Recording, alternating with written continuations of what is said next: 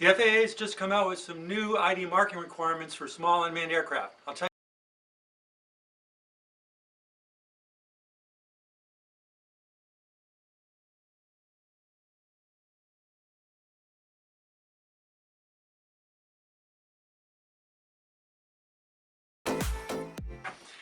So the FAA has just recently announced, effective February 25th, 2019, that if you're a drone owner, not only does your aircraft have to be registered with the FAA, but the registration ID has to be on the exterior of the drone so that it's visible to law enforcement or anyone else that wants to inspect the drones and see what the registration number is and ultimately who owns the drone.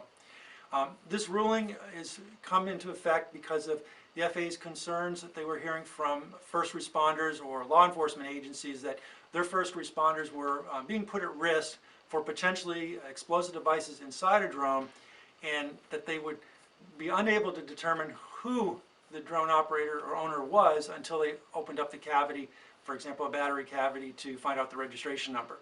So this new ruling makes it safer for first responders. It's a relatively innocuous effort for the drone owner to have to make the change. Simply put, if you own a drone, make sure that you've got the registration ID marking number on the outside. You can do it with the engraving, a permanent marker, etc.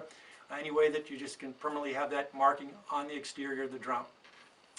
If you like this video, make sure to hit the like button, subscribe to the Falcon Imagery channel, and if you have other questions on flying drones or Part 107 rulings, make sure to visit falconimagery.com.